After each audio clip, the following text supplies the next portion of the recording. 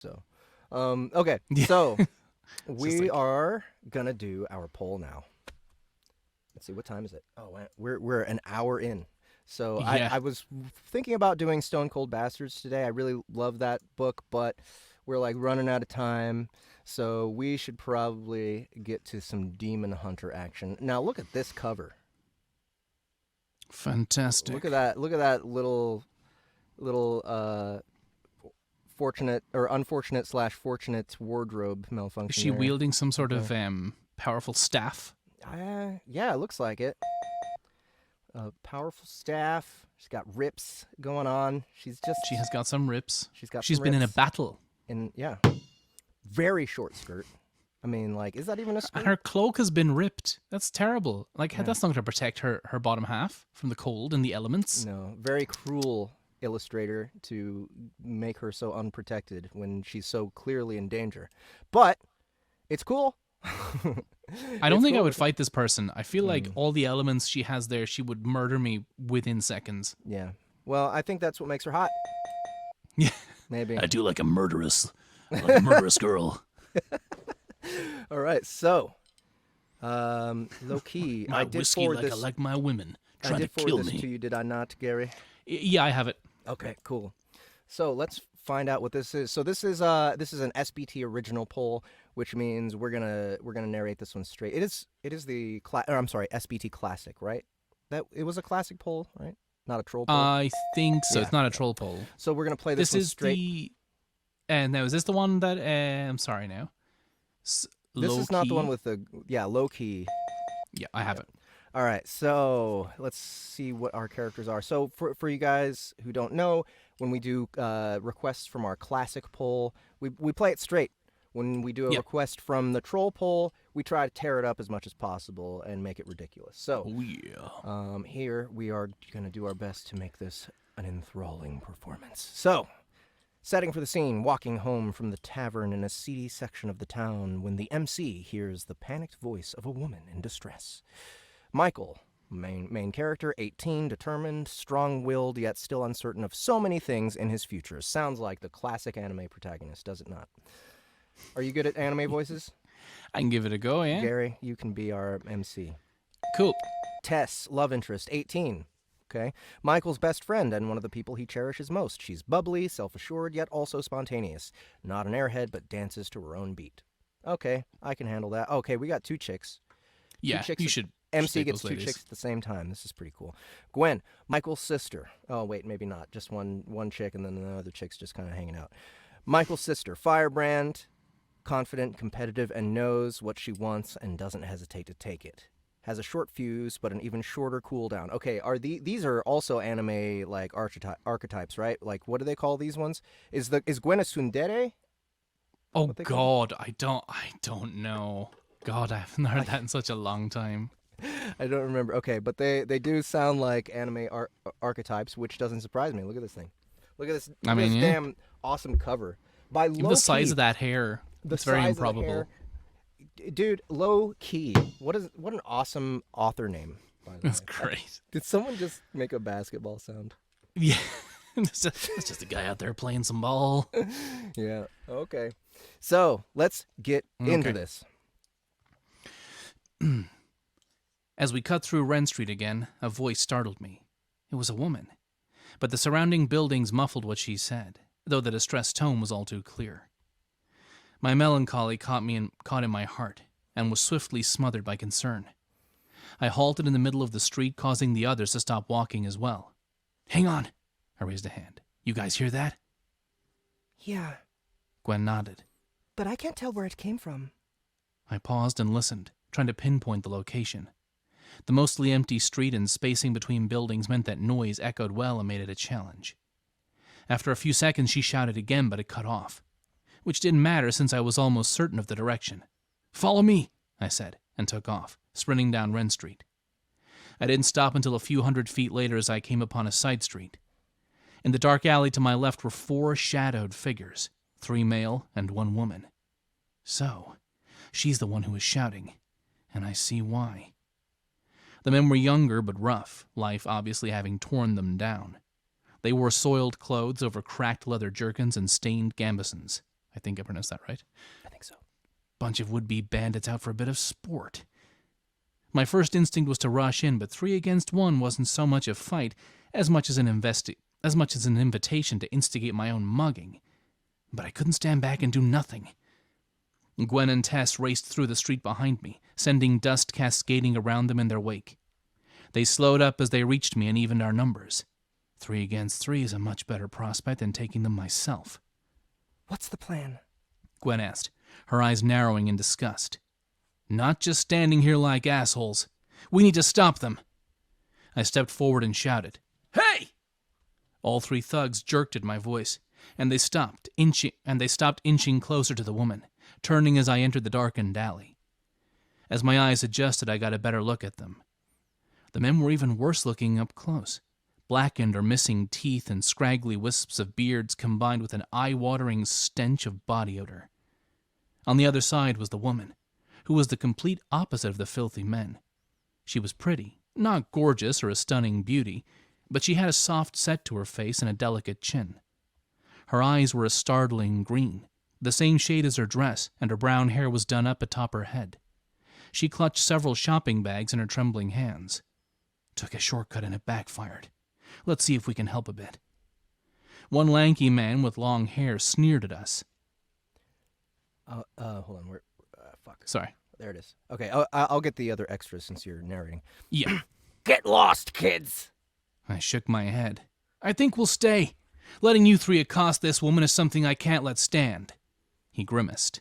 Go play hero somewhere else. Get in our way and you get hurt. I don't want that on my conscience. Gwen scoffed at him and gestured to the woman as she walked up behind me. Huh. Yet you'll have whatever you were about to do to her on yours. Sorry, but we're not going anywhere. The man cursed and spat. You asked for it. He shuffled toward me and lunged. A dagger I hadn't seen flashed in front of my vision.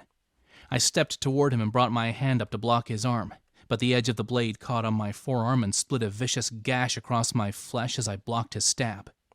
A burning agony crawled up my skin and the words of Kieran echoed in my head, even as I bit back a hiss. First rule of knife defense, you're going to get cut. Though I prepared for it and swallowed a curse as adrenaline deadened the pain, I shifted and stepped back as the man slashed at me once more. Michael! Gwen shouted from behind me. Take my knife and buy me a few seconds. I glanced back to where Tess and Gwen were. Gwen had her small blade in hand and tossed it to me as Tess tried to go around her. With a step, I snagged the knife and thrust my hand out as Tess tried to join the fight. Stay back, Tess! I can help! I shook my head as the thugs inched closer to us. As my eyes swept across our impromptu battlefield, I reaffirmed my decision. Excuse me. The alley was 10 feet wide at maximum, hardly enough for a one-on-one duel, let alone the group we were up against. If we all fought together, we'd be more dangerous to ourselves than the enemies. It's not about that. This alley is too narrow and I can't fight if I'm worried about hitting you. After that, I couldn't think about her or Gwen anymore as 2 of the men rushed me. The man with the knife attacked first. He brought his blade down in an overhead slash. I caught his hand at the wrist once more, but this time I could retaliate. I aimed for the outside of his knee and slammed Gwen's knife to the hilt in the meat of his thigh. The thug yelled in pain and instinctively tensed up and tried to adjust his balance as his leg wavered. Before I could pull the knife out or take him down, the other two thugs attacked. A burly man with thick curly hair reared back to swing a wide haymaker down at me. I threw myself into a roll, losing my grip on the knife as I hit the ground and came back up, settling back into my fighting stance. Michael, get clear! Gwen shouted. If only it was that simple. When I'd rolled, I'd gone deeper into the alley, trying to put myself between the thugs and the woman. There was no way for me to move without backing up or going through the men. A fact that Gwen noticed as soon as she spoke and cursed, raising her hand. I didn't have time to worry about her as she worked her magic, since I was still very much in the fight. The curly-haired man rushed me while the man I'd stabbed tried to wrench the knife from his thigh. Curly set up for another heavy punch, but he was sloppy, disjointed.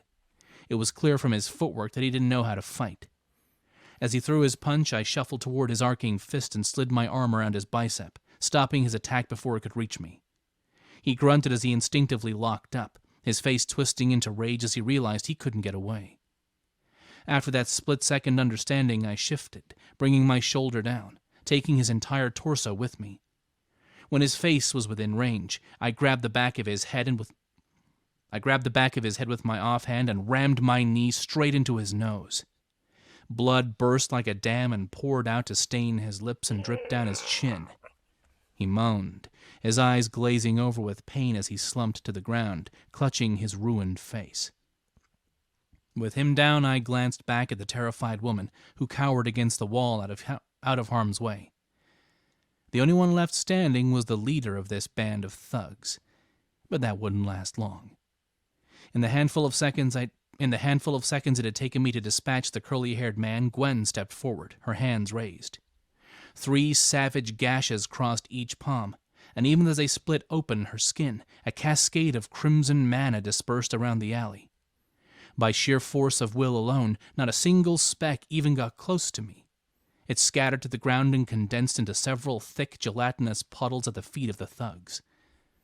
In the blink of an eye, writhing, blood-red tentacles rose along the ground, each of them as thin as a whip and twice as fast. Several sharp cracks broke the fragile tension in the air as they lashed out and wrapped around the men. In a second, she had their arms and legs bound tight, stopping them instantly. A few strands even wrapped around their mouths to keep them from speaking. As soon as Gwen restrained them, I sighed and stepped back, letting all the adrenaline rush out of me as I turned around to the woman who cowered at the back of the alley. "You all right?" I asked. She shook her head, her wide, panicked green eyes calming as she stared at the men who tried to assault her, now helpless prey before my sister. The woman stood and took a few deep breaths to calm herself. After a few moments, she nodded. I am now. Thank you. She said. All of you. She said, looking from me to Tess and then to Gwen. We walked to the alleyway entrance, sidestepping the criminals on the ground as I went to stand by Gwen and Tess.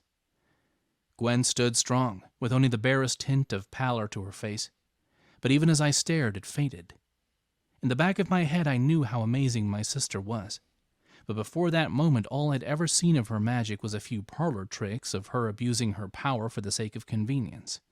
I'd never actually seen her use it in a fight before. And at that moment, I knew she deserved her nickname. End scene. So yeah, that was pretty cool. That's a cool story. Yeah, a nice little action scene. Very anime. I like it. Like it's just anime as fuck. Yeah, man. You know, awesome. it's really funny how you can see that even though there's like anime is such a it's such a visual medium. Yeah, and it's such an audible medium too, right? Like when you hear their voices, when you hear voice acting, you know if it's an anime or not. Oh, straight away. 100%. Yeah. Right? So somehow that's able to translate into text, and it's still obvious. And I honestly don't know how to tell you what it is. I don't know what the actual attributes are. Like I think one of the reasons you can tell it's anime, especially if it's in English, is because you have to match the lip flaps so it doesn't look wonky, which means you have to sometimes have a weird cadence when you speak. And that's been going on for decades at this point.